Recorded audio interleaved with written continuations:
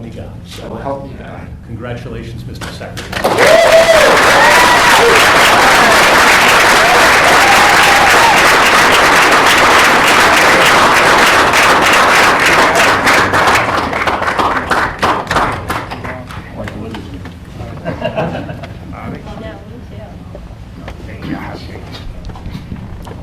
I want to begin by thanking President Trump for giving me this extraordinary opportunity, and I want to introduce my family and thank them for being here. My wife Cheryl, my cousin Anthony Shriver, my daughter Kik, my other daughter Kira, Catalina Shriver, Joey Shriver, Jackson Hines, and Amaryllis Kennedy.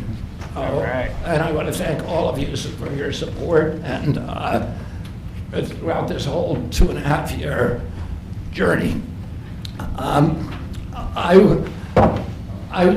My first time in this Oval Office was in 1961, and I came here to meet, or 1962.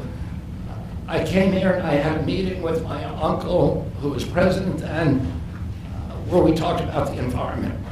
He was involved deeply, as we all know, in restoring physical fitness in this country. He challenged at one point during his administration, he challenged Americans to do a 50-mile walk, which I ultimately did, but I remember the day that my father completed his walk. We were staying up at Camp David, and my father came in after 18 hours walking on the C&O towpath with his feet bleeding and blisters on them. My father had one of his best friends was Al Lowenstein.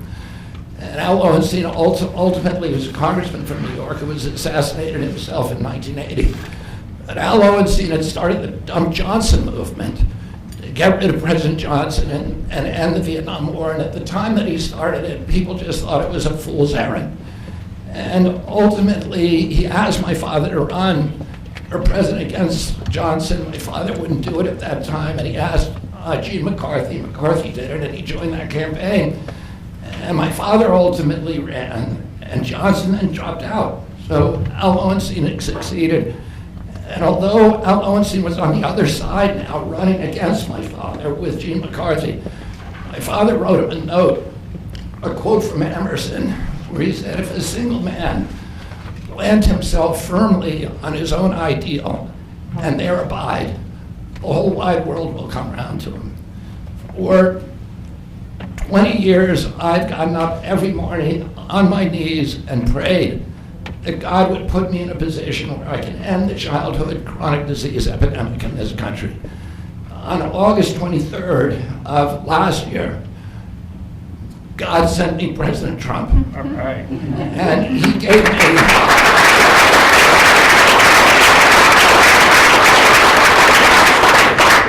he's now given me, he's kept every promise that he's made to me. He's kept his word in every account and gone way beyond it. I'm so grateful to you, Mr. President. A lot of people told me that I couldn't trust President Trump, that I better get it in writing. And we did a handshake, and everything that he told me he was going to do, he has done. Right. And I'm so grateful to him, and I've told you before, I genuinely believe that you are a pivotal historical figure, and you are going to transform this country at a time when we see all of the indicia of democracy now in tatters in our country. We see the rise of the military-industrial complex, the rise of totalitarianism, these attacks on our Constitution, and this breathtaking epidemic that is disabling our people. President Trump has promised to restore the American dream in this country. A healthy person has 1,000 dreams. A sick person only has one. 60% of our population has only one dream, that they get better. President Trump has promised that he's going to restore America's strength. But we can't be a strong nation if we have a weak citizenry. If people are sick, 60% of our people are sick, 77%, as President Trump mentioned, of our children cannot qualify for military service. And we need a man on a white horse now. We need somebody who is willing to come in and has the spine and the guts and the strength to challenge orthodoxies, to stand in the way of vested interests, and to break institutions that have turned against our democracy. President Trump has shown again and again that he is that hero. And most recently, I greatly appreciate, and I called you the day that you announced the termination of USAID. My uncle started USAID in 1961 for humanitarian purposes, to put our country on the side of the poor. It has been captured by the military-industrial complex. It has become a sinister propagator of totalitarianism and war across the globe. And very few people understand how sinister this agency really is. And President Trump saw that, and he stood up to it with a masterstroke. And we want to do the same thing with the institutions that are stealing the health of our children. We need a revolutionary figure, and you are that figure, and I'm very grateful for you for giving me this opportunity. I want to recognize some of the allies that I've had in this battle for a long time: Senator Rand Paul, Senator Ron Johnson, Senator Roger Marshall, Marjorie Taylor Greene, and Buddy Carter, who've all been champions of the MAHA agenda before I even came along. I'm very grateful for you for standing strong. Thank you very much, President.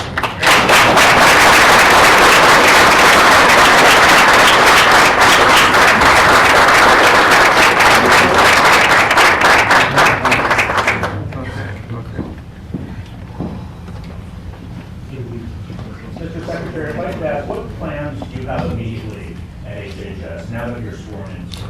He's going to be running it. He's going to do a great job. What would you like to That's see my to do plan. first? We're going to find out a lot of secrets that have been maybe kept from us, but he's going to come up with some solutions to some big problems, self problems. I think he's going to go down in the record books. I really have confidence. This group has great, even Rand has confidence.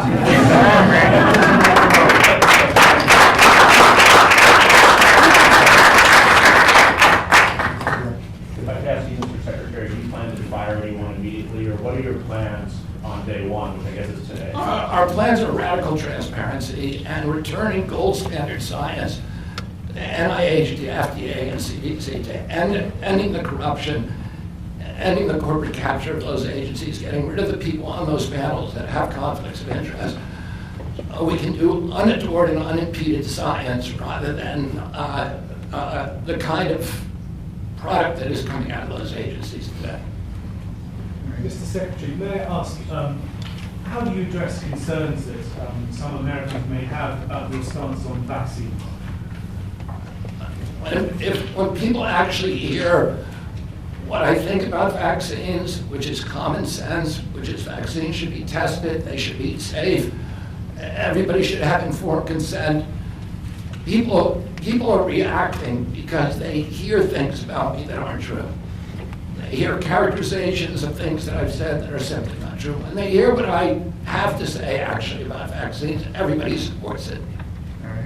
Mr. Kennedy, Kara Cashinova from Lindell TV. What's your message to Democrats in the Senate that fought so hard to keep you from taking this position? And congratulations, by the way. And President Trump has promised to be the president for all Americans, and he has said to me that he understands that there's no such thing as Republican children or Democratic children. All of our children need to be protected, and whether you're in a blue state or red state, I'm going to do everything I can to work with you, whether you're Democrat or Republican, to restore child's health in this country. Mr. Secretary. Great job. Great job. Thank you all very much.